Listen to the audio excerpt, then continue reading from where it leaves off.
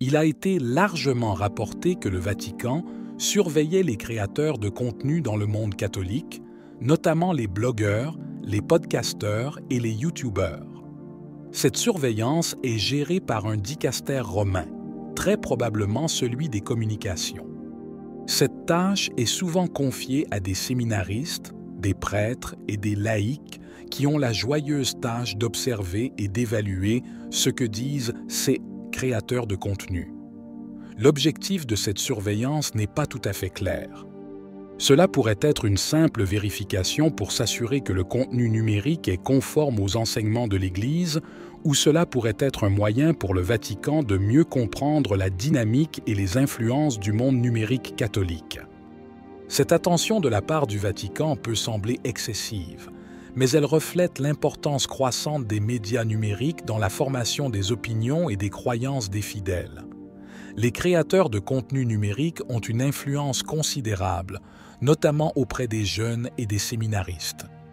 Ces derniers sont particulièrement vulnérables aux influences extérieures durant leur période de formation. C'est pour cette raison que le Vatican estime qu'il est essentiel de surveiller ce qui est dit et discuté en ligne.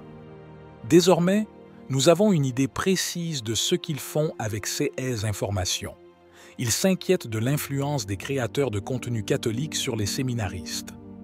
Oui, ils sont vraiment préoccupés par ce que disent les youtubeurs et les podcasteurs à propos des séminaristes et de l'effet que ces propos peuvent avoir sur les jeunes qui se préparent à devenir prêtres. À première vue, cela peut paraître ridicule, mais cette inquiétude peut avoir une bonne raison. Dans un article publié dans la revue America, il est expliqué comment les séminaires jésuites ont récemment introduit de nouvelles règles pour les premières années de formation de leurs étudiants.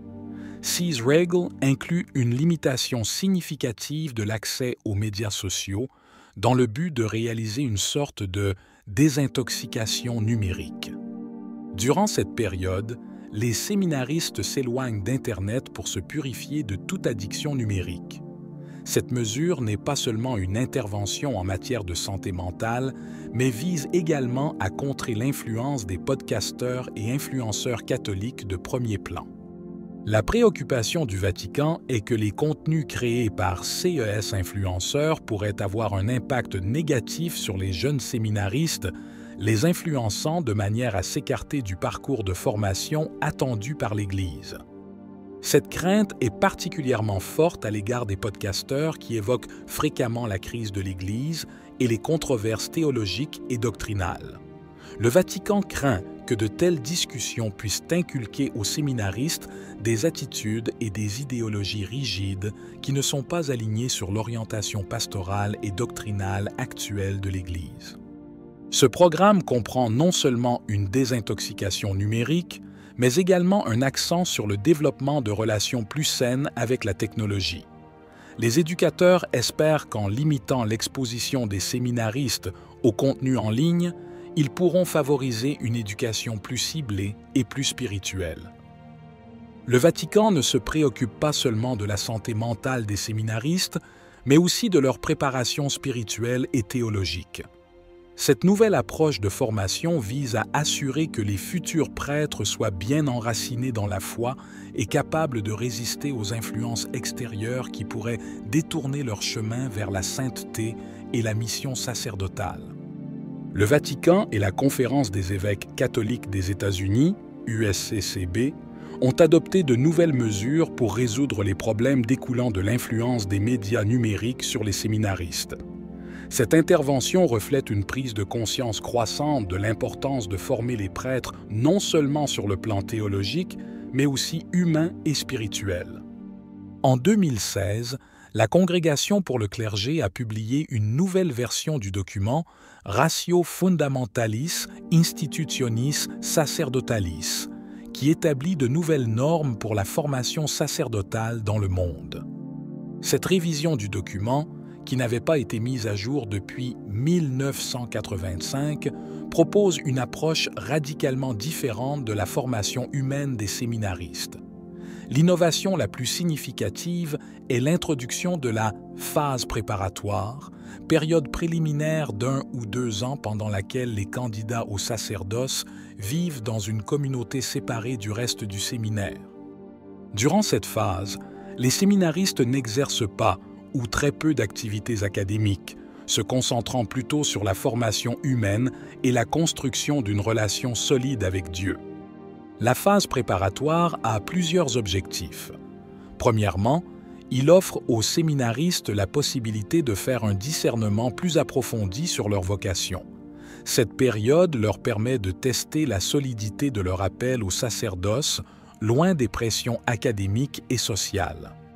De plus, au cours de cette phase, les séminaristes participent à des programmes de conseil et ont accès à des thérapies pour résoudre tout problème personnel susceptible d'avoir un impact négatif sur leur futur ministère. La désintoxication numérique est considérée comme un moyen de protéger les séminaristes des influences extérieures et de promouvoir une formation plus ciblée et plus orientée spirituellement. Pendant cette période, les séminaristes s'impliquent également dans l'artisanat, la lecture et les études, ainsi que dans l'établissement de relations interpersonnelles saines au sein de la communauté. Cette approche intégrée vise à former des prêtres équilibrés, capables d'affronter les défis du ministère avec une base spirituelle et humaine solide. La Ratio Fundamentalis de 2016 a nécessité des adaptations de la part de chaque conférence épiscopale nationale. L'USCCB travaille à adapter le programme de formation à la prêtrise qui a été officiellement publié en 2022 et est entré en vigueur au cours de l'année universitaire 2023-2024. Cette révision vise à garantir que les séminaristes reçoivent une formation complète et équilibrée, les préparant adéquatement à leur futur ministère. L'article d'America Magazine met en évidence une préoccupation croissante au sein du Vatican concernant le formalisme et l'idéologie qui peuvent conduire à des attitudes autoritaires chez les ministres ordonnés. Cette préoccupation n'est pas seulement théorique, mais a conduit à des changements concrets dans les pratiques de formation des séminaires, en particulier dans les séminaires jésuites. Les nouvelles règles de formation visent à contrecarrer ces tendances grâce à une approche holistique intégrant les aspects spirituels, humains et intellectuels. L'une des principales préoccupations du Vatican est que les séminaristes puissent développer une attitude de supériorité et d'autoritarisme, souvent associée à un formalisme excessif. Ce risque est particulièrement présent chez les séminaristes qui adhèrent de manière rigide aux traditions liturgiques et théologiques, souvent en opposition aux réformes post-conciliaires. De telles attitudes peuvent conduire à une vision déformée du sacerdoce, davantage axée sur le pouvoir et l'autorité que sur le service et la pastorale. Ces mesures soulèvent cependant des questions controversées qui méritent une réflexion approfondie. Restreindre l'accès aux médias sociaux peut être considéré comme une nécessité pour protéger les séminaristes, mais aussi comme une restriction de leur liberté personnelle.